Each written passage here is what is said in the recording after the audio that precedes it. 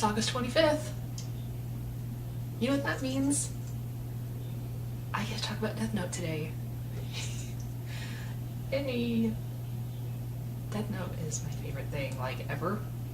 So, I'm really excited that I get to talk about it with you guys today, and fangirl, and it's gonna be so much fun. Okay, so, what version of Death Note am I gonna watch today? The Netflix movie?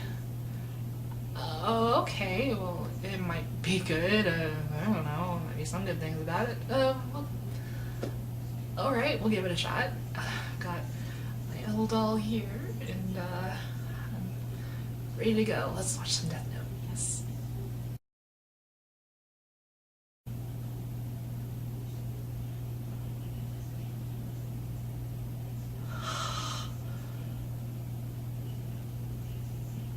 What was that?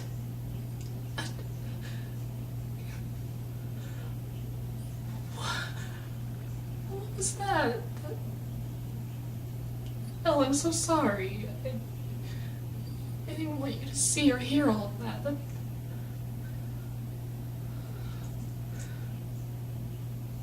poor baby. My poor favorite series. I literally have no words. From day one, I've been pretty pessimistic about this, to be honest. Especially from when they announced the casting and then said that they were trying to make it more adult by adding in swears and nudity and more violence than need be. I'm pretty sure this was probably made just because these people wanted to see how creative they could get with the deaths rather than tell a good story. This is worse than The Last Airbender. I'm not joking, it's that bad. It's awful. It's a complete slap in the face to the source material. I'm gonna talk a little bit about Death Note. I got into it, I think, in about 2014. It was featured on a countdown video that I was watching on YouTube, and it looked interesting, so I watched it. It wasn't quite what I expected, but I think it was even better, to be honest. And I just watched the whole thing in just a couple of days, and it quickly became one of my favorite shows. I have seen the anime multiple times, probably at 10 or 11 times now. I've seen the live action movies, at least the first 3. I think there's a couple I haven't seen yet. I've seen the 2015 drama series, the live action drama, and I've even seen the musical. Not in person, but on a video. I've seen quite a few adaptations, and the Netflix movie is definitely the most insulting, by far. I honestly don't think anyone who worked on this had any love for the source material at all. Because they just changed so much. And sometimes change can be a good thing, but when you have such an iconic series that really doesn't need to be tweaked, and then you just take it and twist it around and just annihilate it, it feels incredibly insulting. If you are curious about Death Note in general, please don't watch the Netflix movie first. I'm not just saying that because I love anime, I'm saying it because it's better. Don't let this movie be your introduction to a wonderful series because it's nothing like this. Light Turner. Light Turner. Oh, I'm never gonna get over that. I'm not even joking. From the very first scene, I was already done. I had no hope left. The first time you see Light, you know what he's doing? He's doing other people's homework. And they're paying him for it. Yeah. And the first time you see Mia, she's a cheerleader who smokes. This makes sense. The fact that Light is doing other people's homework and getting paid for it was a red flag right there. They do not understand Light's character. The thing that makes Light so intriguing and so threatening is that he's a goody-goody boy that people trust. You know, he doesn't really do anything bad until he gets the notebook. That's why people trust him. This is why he gets away with everything. No, in this version, he's smart, but does people's homework for them. And his mother was run over by some asshole, I guess, hit by a car. I don't know. But he doesn't have a mom in this version, which is exactly what they did in the 2015 live-action drama. They gave him motive, which is stupid. Light doesn't need motive, really. He just doesn't like that there are bad people in the world. He wants to kind of cleanse the world of evil and judge them. And I guess he doesn't really care that he is being evil while he is doing so. They messed up so much. They couldn't even get Ryuk right. He confused me through the whole thing. The only thing I think they got right was the notebook falling from the sky and Light picking it up, and it says Death Note on it. And they kind of got a few of the rules right, but some of the rules made no sense. Especially the one that they changed where only the keeper of the notebook can see the Shinigami.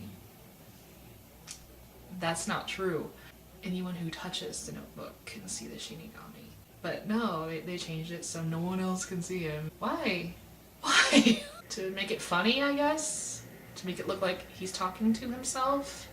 I don't know. It makes no sense. Also, the swearing. Oh, F-bombs left and right. Oh my god. I remember Light swore a lot, and Mia swore a lot, and Light's father swore. I'm sorry, but I don't think Light's father said any bad words in the anime. I don't recall that. If he did, it was probably mild, because they used mild swears, but Light was usually the one who was doing the swearing, especially whenever he got angry, he would say damn or damn it. So, you know, it kind of gave those moments a little bit more weight. And to make other characters swear, it kind of took that away just a little bit. But I'm really glad that L didn't swear in this version. I was really scared that he was going to. But he didn't. I don't think he did. I didn't hear any swears from him. I could have missed them, I don't know. Sometimes they were muttering, I couldn't hear everything. But, like, I'm already mad, but I would have been even more mad. There was also a scene where a kid was being bullied, and Mia tries to stop it, and then someone, like, pushed her or something, and then Light interferes. And he's like, don't you touch her! Then he gets punched, and it's like, okay. Like, no. He doesn't need a reason to hate these bad people. He already hates them. Doesn't need motive, like I said. It's just, it's stupid. It's just so stupid. Like, he literally has the Death Note and decides to use it because he's bored and he knows that he can do it. Like, that is so creepy. Especially, you know, in episode 1 when he talks about it and he's like, I have no idea what you're talking about. Like, he doesn't think he's evil. He doesn't think what he's doing is bad, even though Ryuk even says, if you do this, you're gonna be the only bad person left. They pretty much make Ryuk influence Light to write the notebook. He meets Light before he writes the notebook, which is wrong, because Light's supposed to write the names on his own. He's supposed to make his decision by himself. You know, that's usually how it goes. Not in this version. Ryuk persuades him to do it. Takes out a pen, he's like, here you go, you know you want to write his name in there. No, Light is supposed to do this on his own. Ugh. Can we just talk about the scene where Light first sees Ryuk? It's the funniest thing I've ever seen, oh my god. In the anime, and in most versions, it's usually, Ryuk just pops out of nowhere and Light screams, but that's usually it. Just one scream and then he's pretty calm after that. He even says he's been expecting the Shinigami, so he wasn't really afraid. This, like, if you think the Nostalgia Critic has a funny high-pitched scream, yeah, this one was right up there with that. It was so funny. Knocks over some shelves, the door is locked. He's in the classroom instead of his room for some reason. Oh my god, I laughed so hard. I kind of wish the rest of the movie would have been that ridiculous and funny, but it wasn't. It was just really dull after that. But yeah, Death Note already has, you know, a very adult and mature message in there and meaning. And to add all of these adult themes just kind of seems like it makes it even less adult. The deaths are over the top. It was pointless. Death Note is not about shock value. It's about good versus evil and how far you're willing to go for justice and questioning your own morale. You don't need heads to explode that have happened. That happened. Why are you focusing on the deaths when you should be focusing more on the characters and the story? The Shinigami eyes were never brought up, I don't think. I think only one person had a heart attack.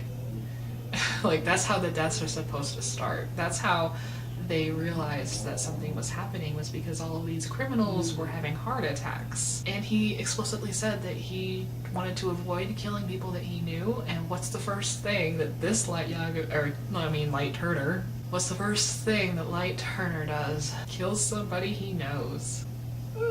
Yeah, Light has no mom, he has no sister in this.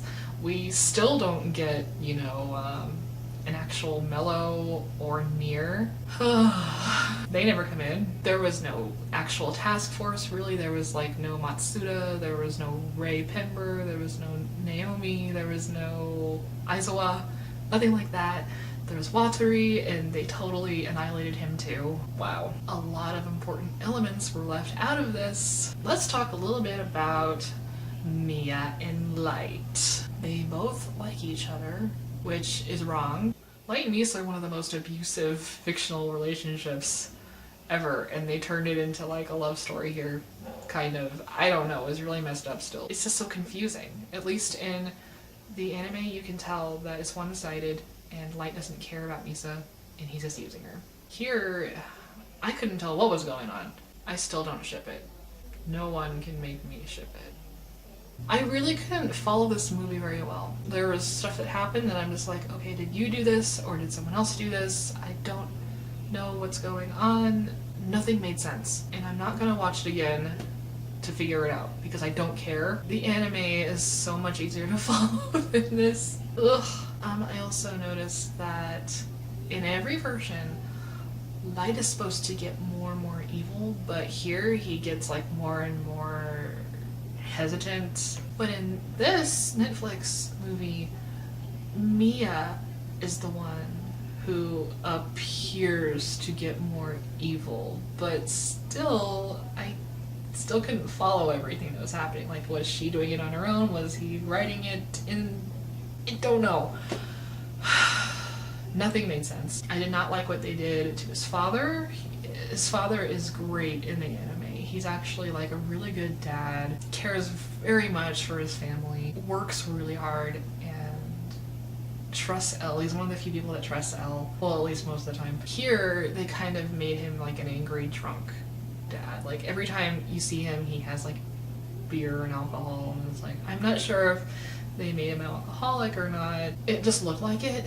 Felt a little out of character for him. But everything is out of character here. Everything. You know, you could tell me over and over that you're sick of the same old Death Note story being told over and over and over. You want something different. Well, this is what you got. Are you happy with this? I'm not. You know, I'm really sick of that argument too, because yeah, we've seen the same story, at least the same general story, but we haven't really seen it done in live action really well. The Japanese movies they're okay, they're not that good, except for L. He is amazing, and we will probably never get a better L than that. He's like the only reason I watch those movies, to be honest. At least those are more accurate than this was. Taking everything that you love about Death Note and just sucking the soul out of it. Let's talk a little bit about L now. L is one of the greatest characters ever created, in my opinion. He's intriguing and smart and adorable, and there's a lot we don't know about him. The whole mystery aspect kind of makes him a little appealing too. He's so odd and so cute. I just love him. He's just The cutest thing ever. Just look at that. I mean, what else do you need? He's so cute. The messy hair and the plain clothes, because he doesn't care. The jeans, he has a lot of money and he could probably buy really expensive clothes if he wanted to, but he just doesn't care. And I love that. The circles around the eyes, because he doesn't sleep much. Sits like this and solves crimes all day, because he's so good at it, because he loves justice. He has a good soul, and I love him. You know, he isn't perfect. He does screw up and make mistakes, and his methods do get too extreme, but he's still a really good character. He's funny, and he's childish. He admits that he's childish, so I'm not just saying that. And he's very brave. He's a very brave boy for, you know, revealing his face for this case. He's just so weird looking. He's so odd. I love him. He's gonna go eat his cake now. The Netflix Elle was really nothing like that at all. He could have been any character. They gave him a few of Elle's quirks, like sitting weirdly and eating candy. That's pretty much it. He had no cute moments. He had nothing like that. I don't necessarily blame the actor. Like, they couldn't even put a wig on him and give him messy hair. It's like, your appearance is supposed to look disheveled and kind of sloppy. Like, he just doesn't care. He spends all of his time on his cases. He just doesn't really care about anything else. Making him go to the crime scenes when he never did that in any other version. He always used photos. You know, he never went there himself. But he sits the same way, so that's Elle. That's Elle, right? Yeah, no. Just because he sits the same way and likes sweets, it doesn't mean he's Elle. I'm sorry. There is literally a scene where Elle and Watari are in a limo, and then I guess Elle has to sleep because Watari just tells him to sleep all the time. And he puts on these weird sunglasses things and then asks Watari to sing him a song, and Watari sings a song from The Wizard of Oz, and then Elle falls asleep. I still don't understand that. Why? I don't know. I don't know. Watari really didn't do anything in this movie. I'm really disappointed. He was controlled, and then he got shot. Yay! I love Watari. He's a great character. He's very smart, and he's kind of like a father figure to Elle. And he was nothing in this. Just nothing. This movie is incredibly long when you watch it. It's only an hour and 40 minutes, but oh my god, it literally felt like 3 hours. So boring. This is nothing. This has nothing enjoyable in it. I feel ripped off, and I want my money back, and I want to sue everybody who made this movie, because there was no potato chip scene. The first time Elle meets Light, he immediately just says, "I think you're Kira." And it's like, he doesn't even work up to it or anything. Also, where did they ever specify where the name Kira came from? In the anime, Light's in Japan, that's where he lives. So he was looking at Japanese websites, I guess, and people were calling him Kira. That's how we found out about it, and that's kind of how the name started. I really don't know how that happened here. Did he name himself that? I didn't really catch that. But how did that work? Nothing in this made sense. Light's in the hospital at the end and basically confesses everything to his father. It's such a huge deal in, you know, the series, how disgusted his father is of Kira and his actions, and how he wants to bring him to justice, and how he doesn't believe that Light is Kira. He believes that his son is good. But this guy just sits there and he doesn't even seem like he gives a shit. Doesn't give a shit. He doesn't give two shits. And it's just like, no, I don't think that's what his reaction would be. I guess they go on to, Light saying something about choosing between the lesser of the two evils, and it's just, you did not just make him the hero of this.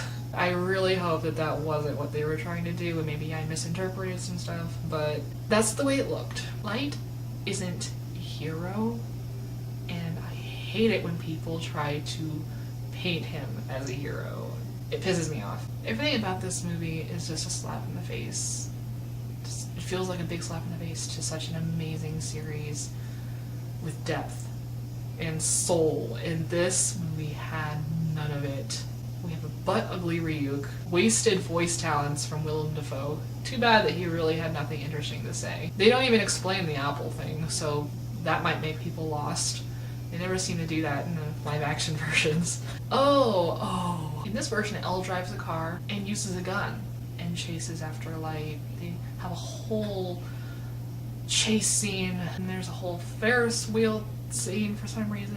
There was no Ferris wheel in the anime, except in the background a couple of times. That's it. Did someone like watch the first couple episodes and be like, yeah, well, there's a Ferris wheel. Maybe we can use that.